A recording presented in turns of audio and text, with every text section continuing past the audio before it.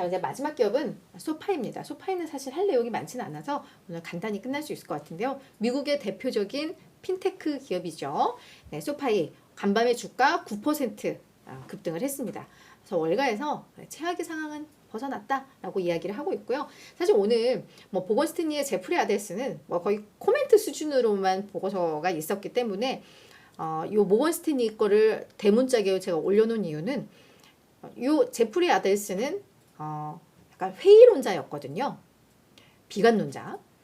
그런데 그래도 이제 중립으로 바뀌었기 때문에 요번을 좀 간판으로 걸었고 이제 다른 애널들의 의견까지도 오늘 좀 정리를 해드릴 건데, 자, 이 제프리 아델슨이 지난 7월에 소파이에 대해서 투자 의견을 비중 유지해서 비중 축소로 낮췄었거든요. 비중 줄여라 8월에 했다가 이번에 다시 이거를 중립으로 다시 상향 조정을 했습니다.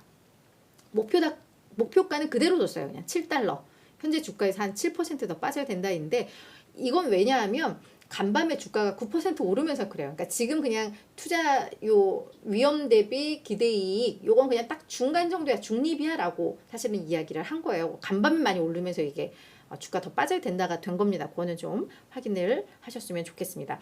그리고 7월에 팔아라라고 한 이유가 얘는 대출 성장 둔화될 것 같고, 특히 지금 하자금 대출 상환되면서 사람들이 요걸 갚기 위해서 또 대출을 받게 될 텐데, 요것도 생각보다 소파이에 큰 기회가 되지 않을 것 같아요. 뭐 요렇게 얘기하면서 투자 의견을 낮췄었는데 이번에 다시 복귀를 하면서 뭐라고 했는지를 좀 이따가 확인을 하면 될 것 같고요.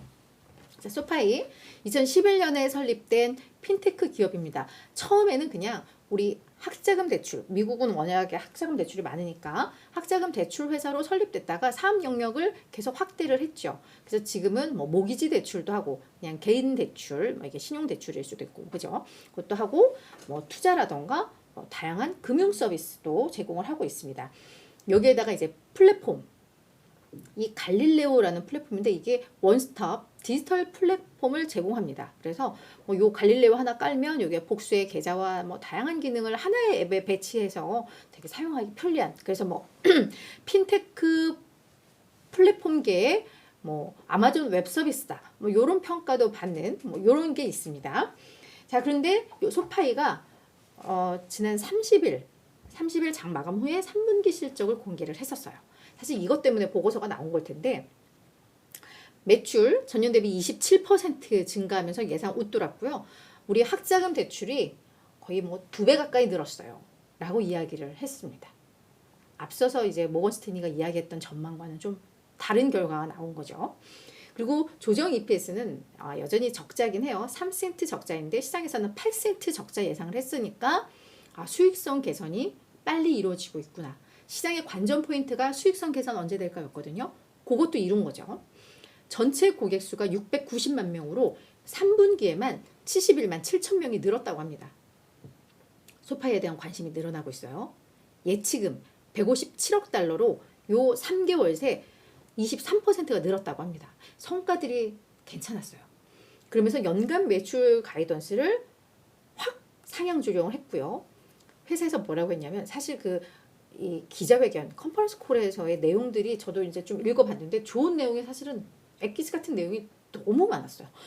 우리 그냥 딱 대출회사라고 생각을 하는데, 우리 이제 대출은 우리의 성장의 원동력이 아니라 그냥 우리가 이 원동력은 다른 게 있고 거기에 그냥 더해주는 수준이야 라고 이야기를 했어요. 체질이 바뀐 거예요. 우리의 앞으로의 성장 원동력은 비대출 사업 부문이 될 거야. 그러니까 앞서서 봤던 이런 플랫폼, 기술 플랫폼이라던가 거기에서 오는 뭐 수수료라던가 뭐 이런 거겠죠. 기술 플랫폼과 다양한 이런 금융 서비스들, 이게 우리의 핵심 성장 원동력이고, 실제로 실적의 각 항목별로 보면은 뭐 이런 기술 플랫폼과 금융 서비스의 매출 성장이 두드러지게 나타났고, 특히 금융 서비스 부분은 처음으로 수익이 플러스 수익을 달성할 만큼 그런 성과들을 좀 내고 있다고 합니다. 그래서 그렇게 얘기하면서 우리 4분기에는 EPS, 우리 조정 EPS 흑자 전환 우리 자신 있습니다 라고 이야기를 했고요. 또 하나는 뭐냐면 소파이에 대한 걱정은 이게 돈들이 많이 좀 들어와서 이걸 가지고 대출을 해줘야 되는데, 이게 돈이 덜 들어오면 어딘가에서 자금을 조달해가지고 대출하거나 아니면 대출이 뭐 막히거나 성장이 둔화되거나 이럴 텐데, 대출에 본인들이 발생시키고 있는 대출의 65% 이상이 예금을 통해서 조달을 했다. 특히나 저원가성 예금이 많이 확대됐다라고 했으니까 뭔가 그냥 다 이렇게 정상화되어 가는 그런 흐름들이 나온 거예요. 실적 발표에서. 요걸 토대로 해서 이제 월가의 의견들을 보시면 훨씬 이해가 쉬우실 것 같아요. 자, 제프리 아델슨 뭐라고 얘기를 했느냐. 이제 회의론제에서 입장을 바꿨죠. 중립론자로. 먼저 하나는 그냥 본인들이 그때 투자 의견 하향했었던 거 좀 바로 말 바꾸려면 부끄럽잖아요. 그러니까 자기 일단 합리화는 좀 해야 돼. 그래서 야, 시장의 매출 기대치는 여전히 높아 라고 이야기를 하고 있습니다. 그러면서 대출 수수료 인하 등을 고려를 했을 때 2024, 2025년 시장에서 예상하는 그 매출 전망치, 예상치 그거 대비해서 나는 조금 더 낮게 봐. 그렇기 때문에 시장의 매출 기대치가 여전히 높다라는 나의 생각에는 변화가 없어 라고 일단 오늘 띄웁니다. 쪽팔렸겠죠. 그렇지만 뭐라고 했느냐. 그런데 3분기 결과가 내가 생각했던 것보다 되게 좋았어. 잘했네. 그래서 2024년 단기 전망은 조금은 더 예전에 예상했던 것보다는 조금은 더 긍정적으로 봐도 될 것 같아 라고 부끄럽게 조심스럽게 이야기를 했습니다.